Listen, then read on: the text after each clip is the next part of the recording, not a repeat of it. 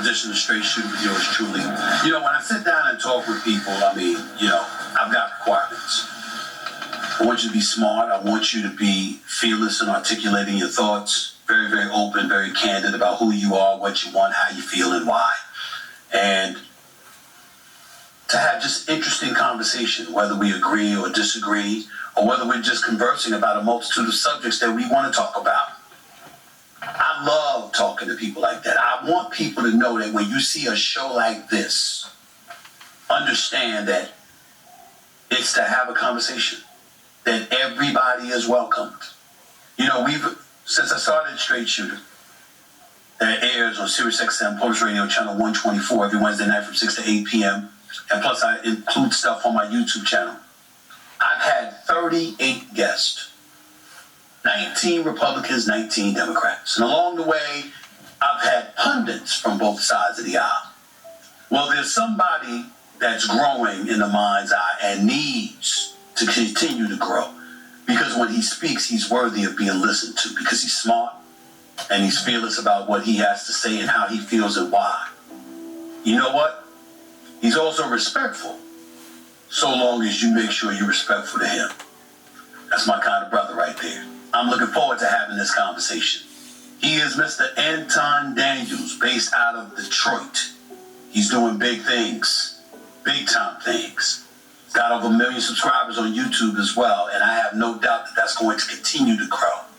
The brother's special to listen to, and I'm looking forward to having a conversation with him for the very, very first time, right here on Straight Shooter with yours truly, the one and only Anton Daniels, up next. My guest is a Detroit-based YouTuber, business coach, and internet personality with more than 1 million subscribers across his social media platforms, known for his pop culture and conservative viewpoints. Please welcome for the first time to Straight Shooter, the one and only Anton Daniels. What's up, Big Tom? How are you, man? How's everything? What's going on, Mr. Smith? How you doing? Man, please, it's a pleasure to meet you, man. I've been looking forward to talking to you or whatever. First of all, here's what I want to do, because I respect where you're coming from. Even when you get on me, I'm going like this with damn, you got a good point. You got a good point. It's no big, it's all love, brother. I'm good with it. Let me ask you this question. How would you describe yourself, particularly in this day and age? Are you a conservative? Or are you just a YouTuber? Are you a podcast? What would you say? What do you want the world to know you believe you are? I wouldn't define myself as a conservative first. I would define myself as a saint first. A saint, right? And it's a difference between a Christian and a saint. A saint is a person that believes every word in the word, right? We don't differentiate. We don't pick and choose which part of the Bible we believe. Even if I'm not perfect or I'm not doing everything right, I define myself by my belief in God. That's first, above all. And then everything else comes after that, right? So I am conservative, which I used to be Democrat. I'm not going to say liberal, but I am a Republican. I'm a conservative Republican. I've been married since I was 22 years old. So I've been married for the better part of 22 years. I'm a father. And then more importantly, I'm a bag chaser. So I'm always going to do the thing that adds value into people's lives, and I expect to be fairly compensated as a result of it. You know, when you decided to support Trump in 2024, what was it about the MAGA movement that made you support it? Was it the fact that you are as you described, or was there something different transpiring in 2024 that you saw compelled you to gravitate towards that? Well, the first thing is I felt like the election was stolen from him in 2020. There's no way that anybody can convince me that Joe Biden is the most popular president of all time and he got over 81 million votes. I'm not going for it. The second thing is that I started to take a deeper look at my own life, right? Because especially as Black people in the community, we taught to automatically vote Democrat regardless because we're Black, right? Yeah.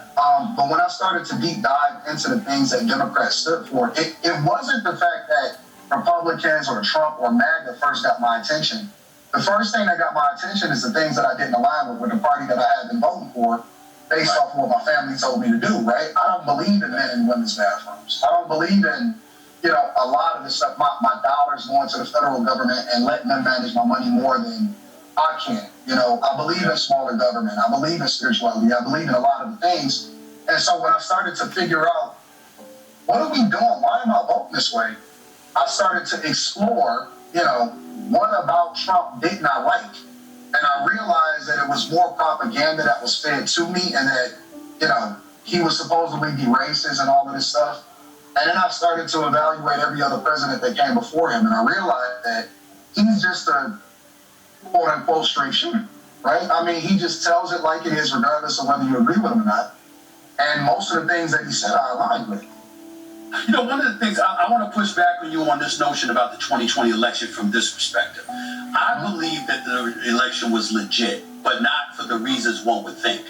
I totally agree with you. I don't believe any way in hell 81 million people wanted Joe Biden